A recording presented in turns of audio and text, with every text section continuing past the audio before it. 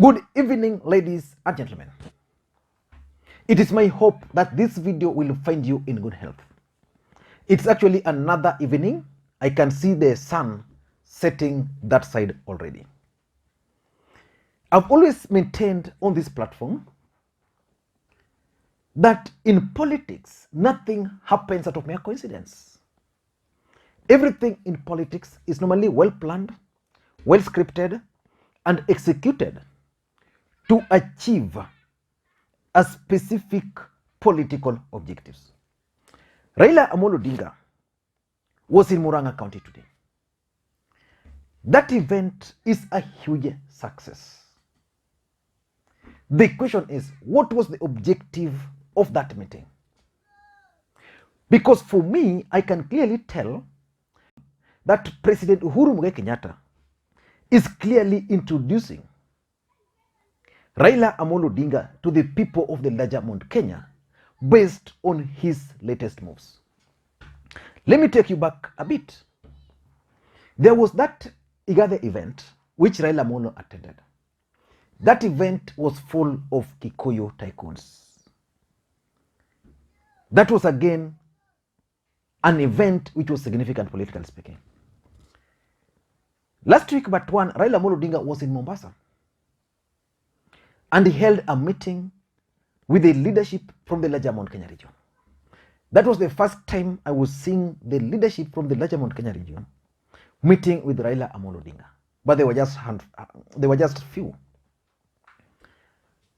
Number 3, Uhuru Kenyatta has severally pronounced himself about 2022 that he's not going to support his deputy, but is clearly endorsing Raila Odinga. And now this Murang'a event. What are the objectives of this event? First and foremost, let us agree that this event is a huge success for Raila Odinga and President Uhuru Kenyatta. In the sense that after the handshake, majority of Kenyans, especially ODM supporters, expected President Uhuru Kenyatta to embark on a journey of selling Raila Odinga in the larger Mount Kenya region. That has never happened. In fact, it reached a point when Raila Odinga would go to a constituency of even a member of parliament or a governor who is allied to President Uhuru Kenyatta, but they will make sure they are absent. But during this event, there were several governors. Anne Waiguru was present. Mwangi wa Iria was present. Nyoro, Dr. James Nyoro of Kiambu was present. I'm sure there were several others. Wambora, the Embu governor, was supposed to actually accompany Raila Odinga to this event, but he excused himself. So Raila Odinga for the first time is attending an event in the larger Mount Kenya region accompanied by several governors. Apart from these governors, there were several members of parliament. There was Kamau, there was Kieni member of parliament, Kanini Kega. There was Nduati, I think the local member of parliament. They were around 6 or 7. The highest Raila Odinga is witnessing in his presence. MCs were there. I'm told close to 50 of them were present. So this event to Raila Odinga, in my view, it's success. And it confirms that President Uhuru Kenyatta is actually out to endorse Raila Odinga or introduce Raila Odinga to the larger Mount Kenya region.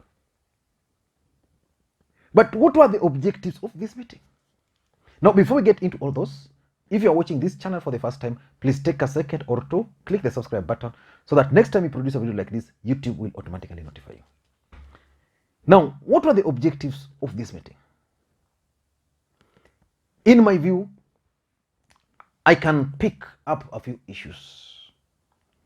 Number 1 is that Raila Odinga is actually being introduced by President Uhuru Kenyatta to the larger Mount Kenya region. This event was Skiza Thanksgiving, just rewarding the local artist in Murang'a by Radio Citizen. Radio Citizen is owned by SK Macharia. In the larger Mount Kenya region, musicians plays a huge role in politics. They actually shape politics in that region. From this event, and even the event which was hosted by Igade, there were musicians. Raila Odinga was dancing to their tune. So basically what is happening is that Raila Odinga is being introduced to these artists. Some of them were actually singing songs of his praises. And that's the first step President Uhuru Kenyatta is taking, introducing Raila Odinga to these musicians. Then, if you followed that event, SK Macharia also endorsed Raila Odinga. That alone means that they are likely to use his vernacular station to promote Raila Odinga. That's the honest truth. So Uhuru is strategically introducing Raila Odinga to the larger Mount Kenya region. If these musicians will start coming to his event, they will start appreciating him the best. Now, look at what happened. These guys are being rewarded. When they go to Ruto, they are given money. But now they have Skiza, which means even if they don't go there, they'll still get their own money, which is more sustainable. So again, the president is telling them that, look here, I'm giving you this. And I think that allowance has been increased from 16% to, I think, 45%, their income. So they're going to get good money because majority of the income of artists actually comes from these Skiza tunes. If you have a hit, then you automatically become a billionaire. So that's number one, introducing Raila Odinga to the larger Mount Kenya region. Number two is the tycoons, the Mount Kenya tycoons.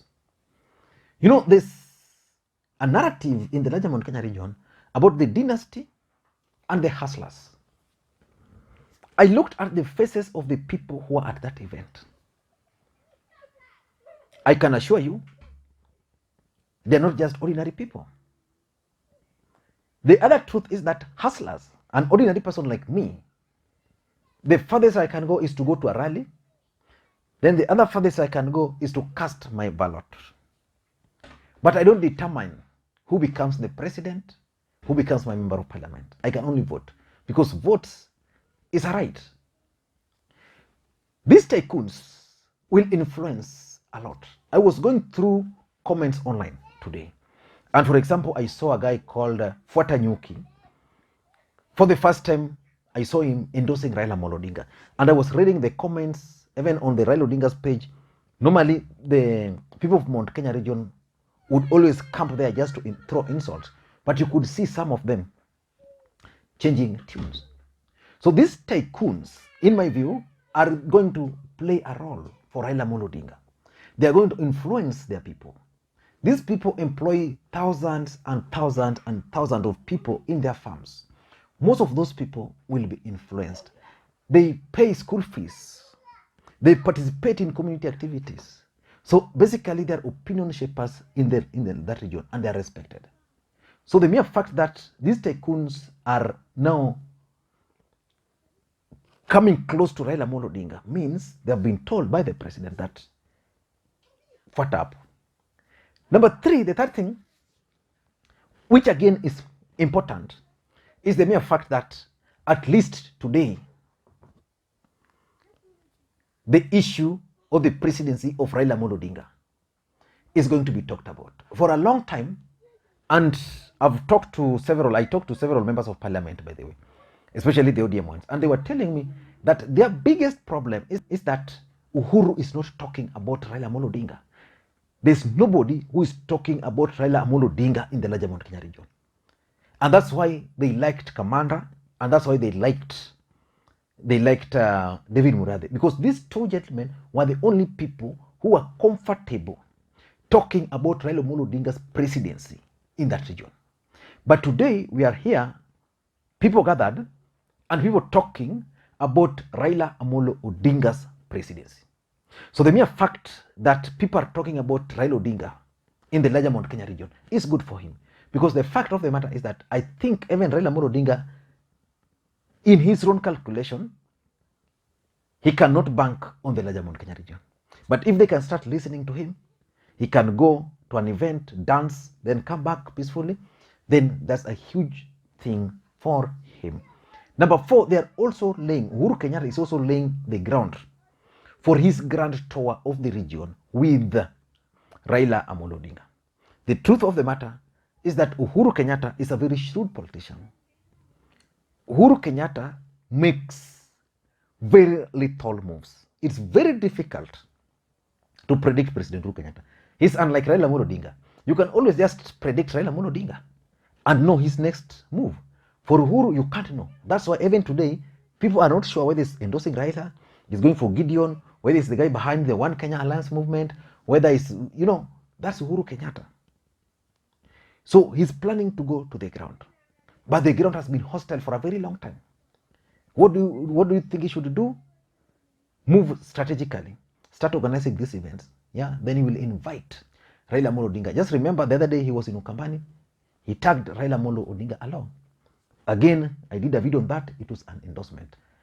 Lastly, I think Uhuru is also now out to decampaign his deputy.